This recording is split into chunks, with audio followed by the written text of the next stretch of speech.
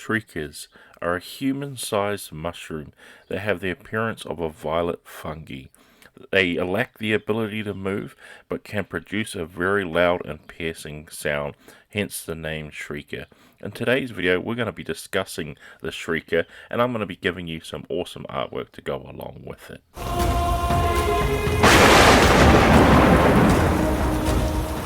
So like I was saying, the human-sized fungus of the Shrieker is very sort of like a mushroom that you would see sort of as you would eat, except for of course it being super large. I mean, it's got a nice sort of one of those shapes you can think about when you're thinking of a mushroom, and it has all of these little holes all over it, and these are to use to detect light and motion, which it responds to by shrieking, of course, and then it gives out this high-pitched squeal for between about 5 and 15 seconds to scare off any predators in the area.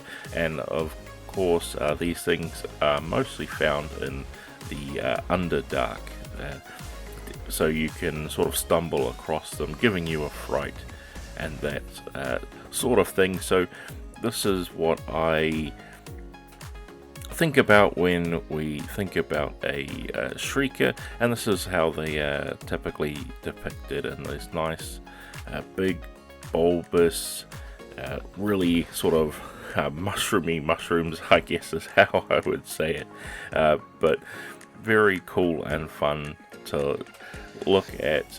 But this is not what I went with in my depiction of a Shrieker.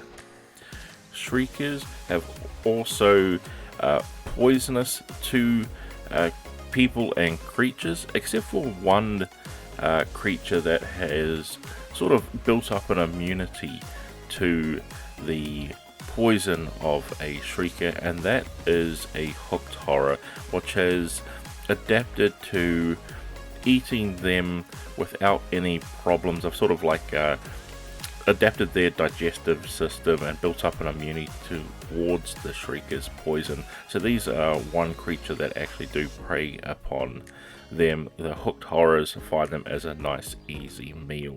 So something cool and fun that you can think of to do with your Underdark ecology when you're sort of describing a scene. You could have fun describing hooked horrors chewing on these nice big fungi that we have here.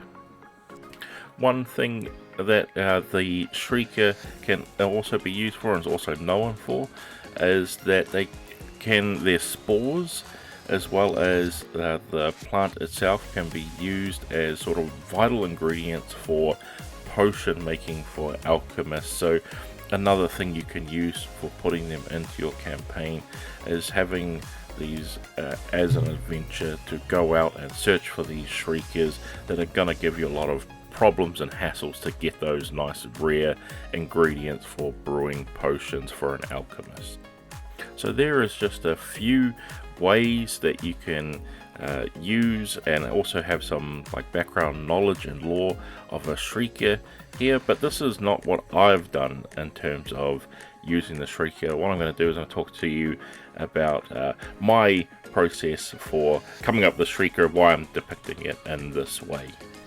So for my Shrieker of course is very different to the common Shrieker, as like I've been saying, is that it's a human-sized fungus, whereas I've gone for a much smaller version, as I want to use them in sort of a different manner, and also in my artwork that I'm doing here, just depict them just a little bit differently from what they're officially depicted as, to give me something interesting and fun to create. So something slightly different, but still giving off, hopefully still giving off the same vibe as the original creature that I'm trying to depict. Now my Shrieker is more of a, I guess probably more of like an Underdark flower, although I've tried to depict it as a trumpet mushroom, I believe there, or this trumpet fungus.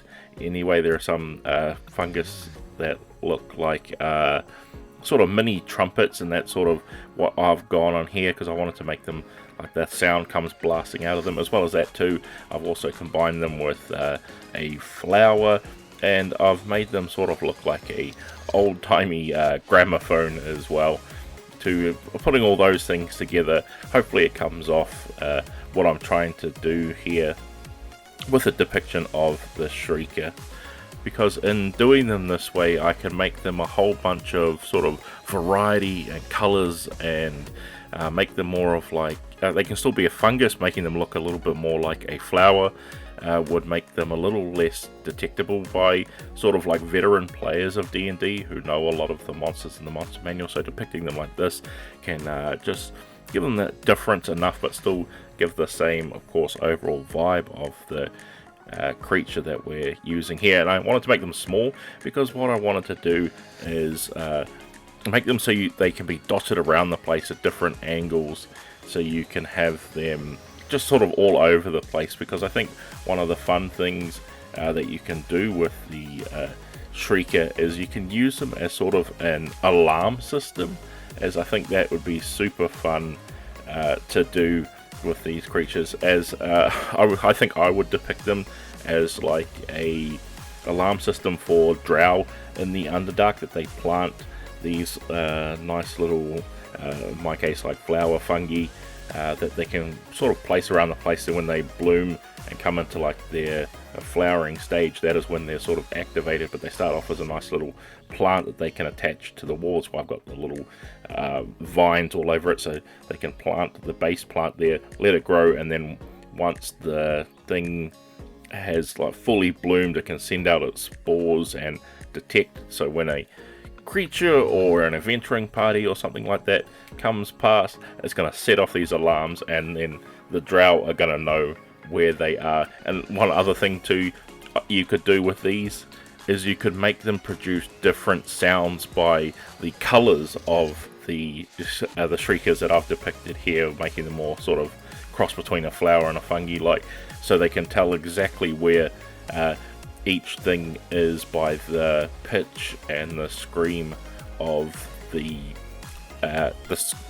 stalker that we have here in the shadows, essentially, because people aren't going to really be sort of looking for a Shrieker sort of planted around in a lot of areas. So if you also combine that with having a bunch of different sounds produced by different ones, so if a drow party is, or a drow like warband I guess, is tracking them down, or they're trying to invade a drow home, they know exactly where each one of these things is. I think they can make that like a fun combat encounter, or a fun scenario with having your party sort of sneak around and setting off different alarms to get them to do different things. I think that would be a cool, fun thing to do.